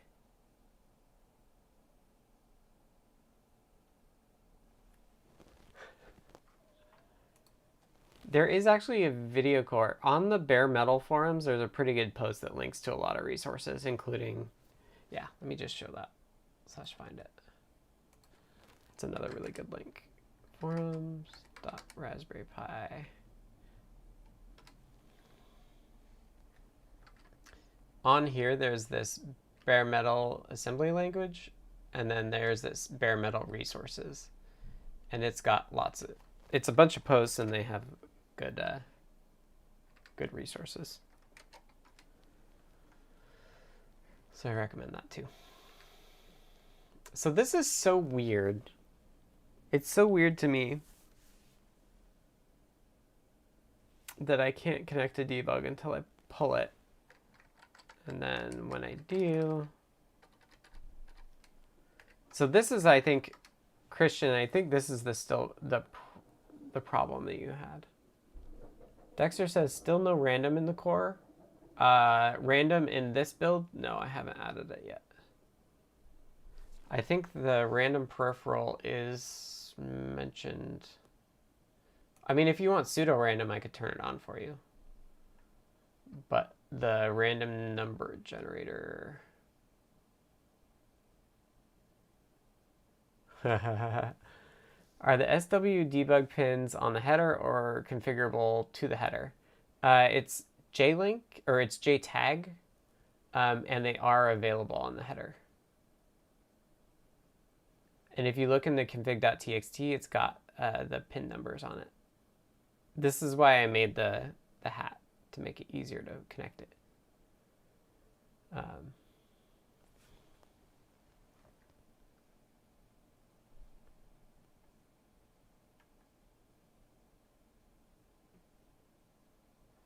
We have a pseudo random number generator. Are you, Dexter, are you talking about on the Pi build specifically or just in general?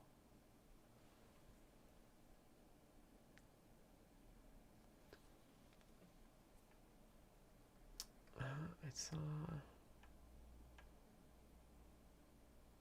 Ideally, we seed it with a true random number. It certainly has one. I just don't know how to get it.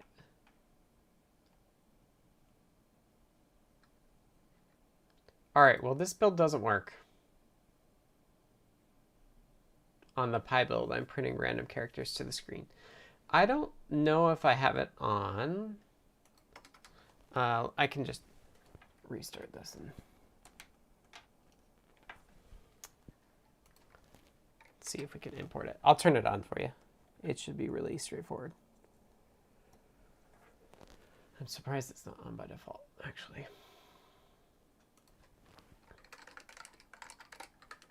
That import opcode thing. Okay, so there's no random. I'll show you how to turn it on. It's a great thing to do with 10 minutes left. So in this folder, this is the ports Broadcom folder. There's mpconfigport.mk, and it's got kind of high-level on and offs for things. I'm actually surprised that random is not on here.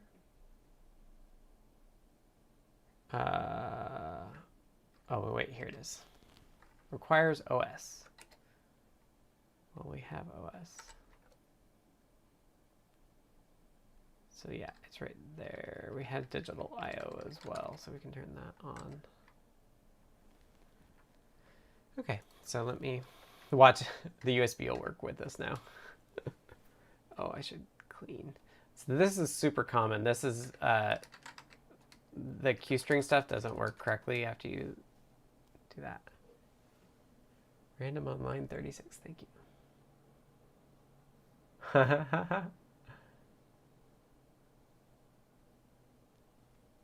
right, so we have a build. This will be maybe the last one. I should check the CI as well, actually. Because if I could fix the CI, I'd be closer to being able to do the thing next, closer to making a PR next week.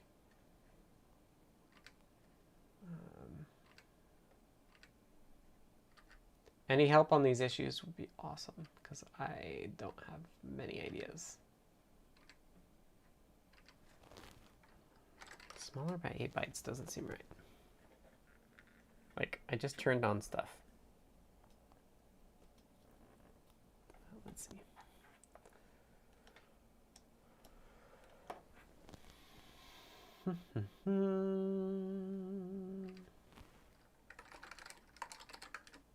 There we go.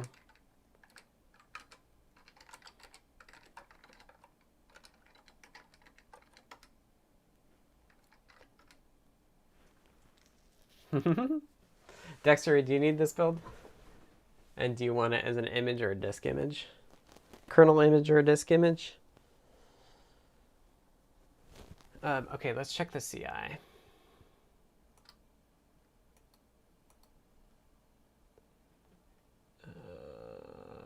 Here. It's still going? Ooh. Summary.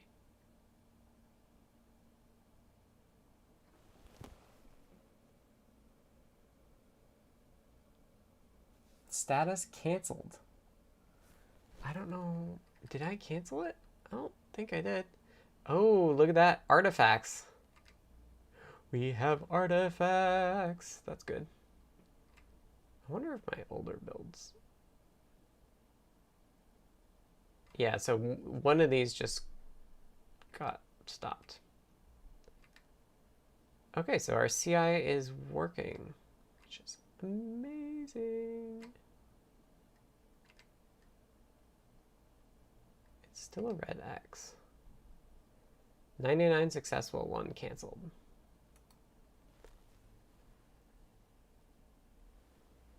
If it's functional, crunch it up to an image and last minute touches, there's always those.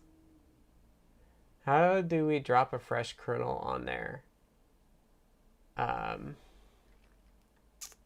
You just need to copy it to your boot partition.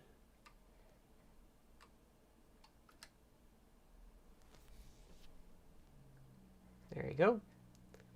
And let's see. Okay, so let's get this all. Oh, tiny USB doesn't work. That's why.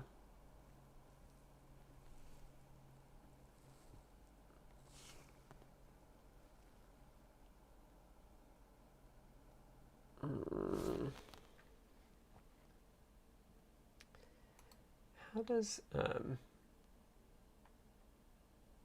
that's so annoying. We just need more of the designators.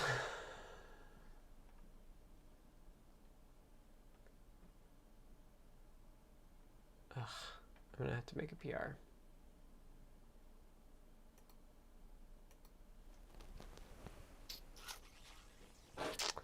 That's really annoying. It's so close, but it hard-coded that value. It hard-coded the address. How could we change that? It seems wrong. It seems wrong that tiny USB hard-codes an address like that. I'll have to ask TAC about that.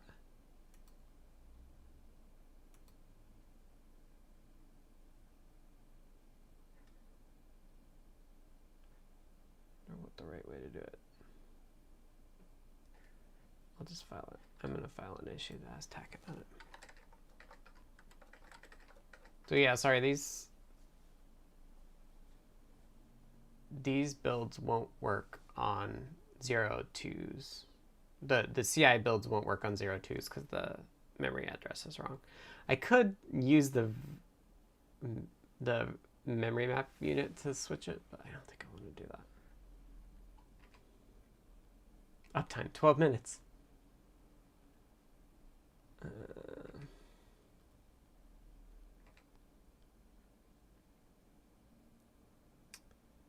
Oh, these forms.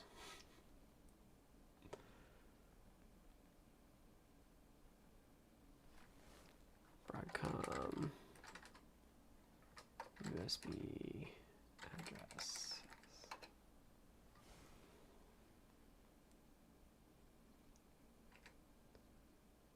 Linux board PiZero 2W.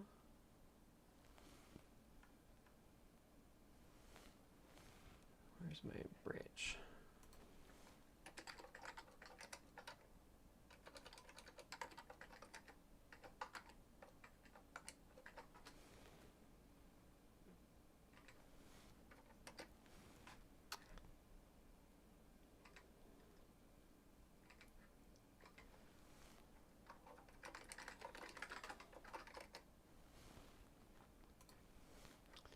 USB and it hangs.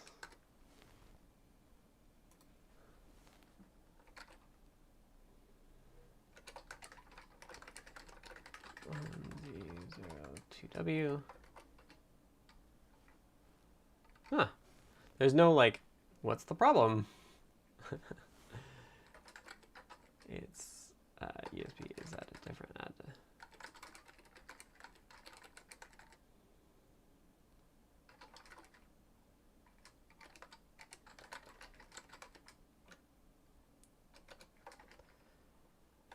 F. What was it?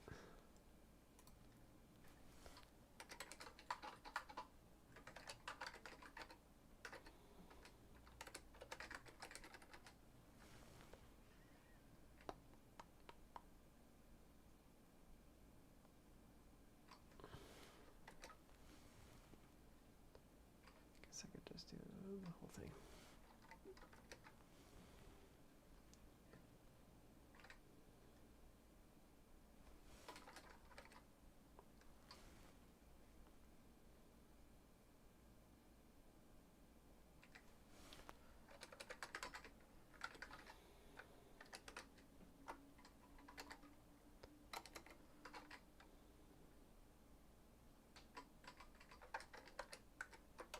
VCM 2837. I think it's true. It's that address.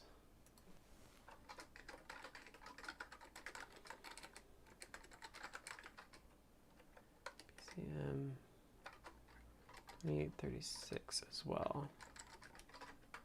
I think it might move in the 2835.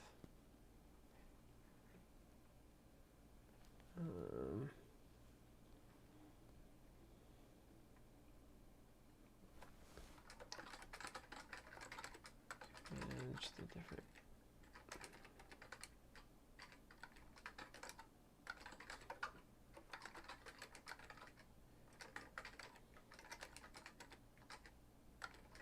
Instead of having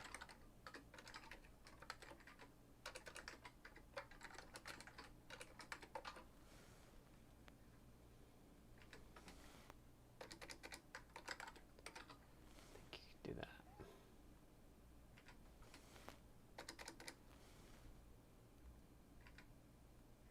Look at that.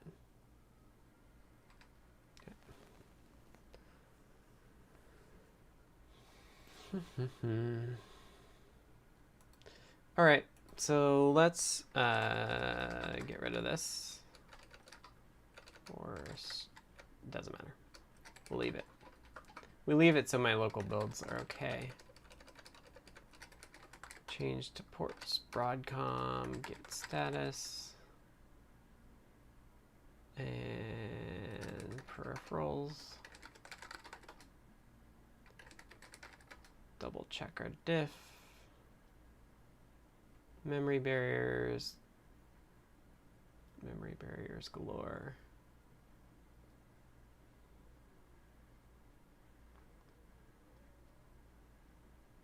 Then tweaks to the mailbox. Tweaks to the bits on the uart. I managed to hang it by sending too much over the uart at once. So now we need to fetch origin, switch to main, pull to make sure we're update, which we are, get add everything, get commit, add memory barriers, prevent, help, data races, push. This is a little weird dance because we have the Broadcom, I have the Broadcom peripherals repo set to auto build all of the SVD generated files and stuff. So I actually push here, but the commit I want to reference in CircuitPython is actually to the build branch. So what it's doing right now is if we go to Adafruit Broadcom peripherals, we should see that there is a push and it's already done. It's super quick. So now what we do is we do a git fetch origin and we check out origin build, main build. And then when we pop out of the submodule, we add that new commit. We'll add that and add that. And let's just double check. We're going to ignore the fact that tiny USB is different. And trailing white space is never fun. Although we should be able, I think we have a test that will just check it. The opcode thing is very strange. It's gotta be like a memory thing. And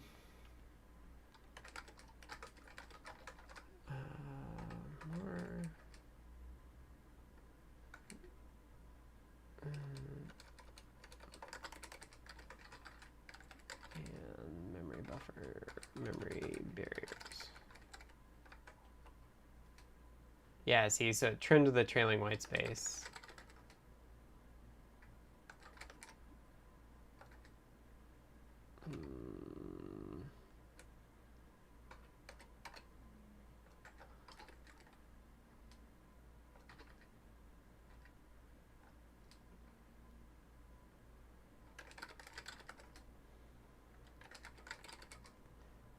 don't know why we picked up. Oh yeah, we added an error message. So we need to add locale. And add stage.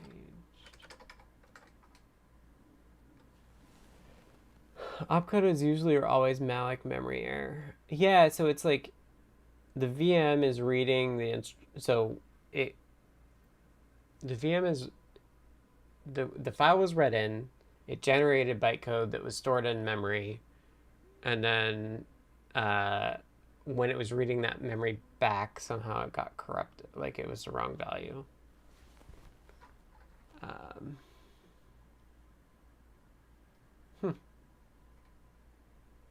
It's weird. Okay. Oh, and if anybody speaks Russian, we now have Russian support of CircuitPython, which is pretty neat. So thanks to the person that added the Russian language support. What did I call it?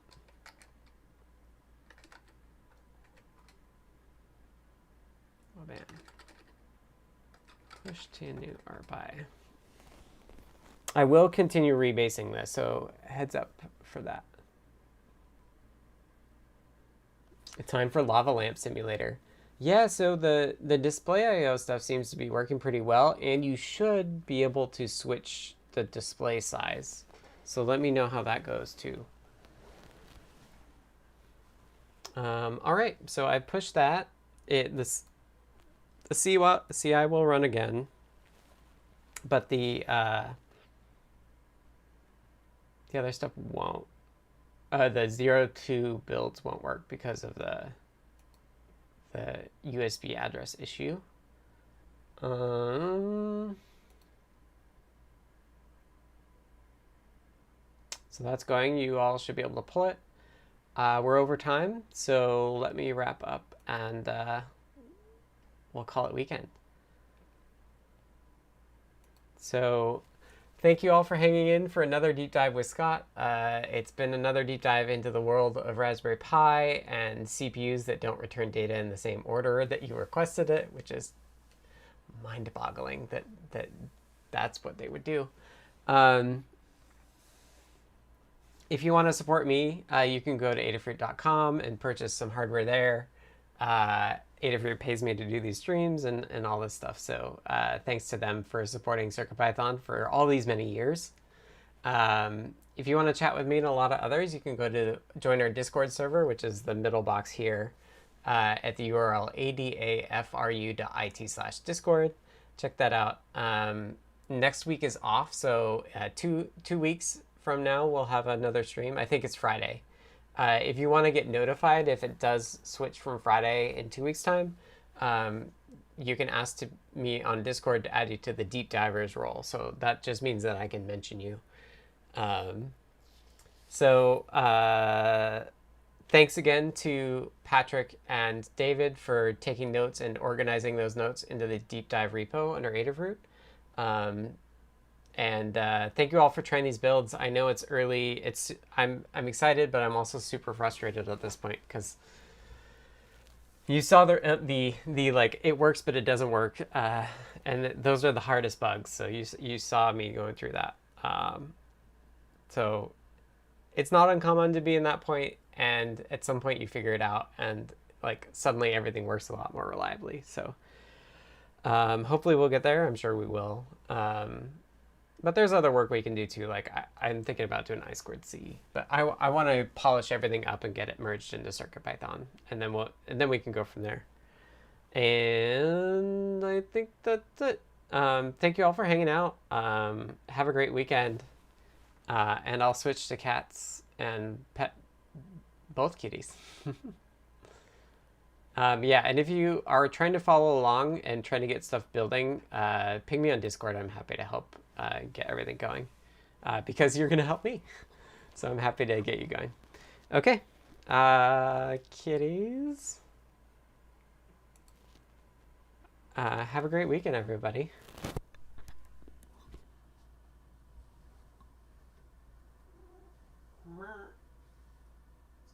Kitty murders.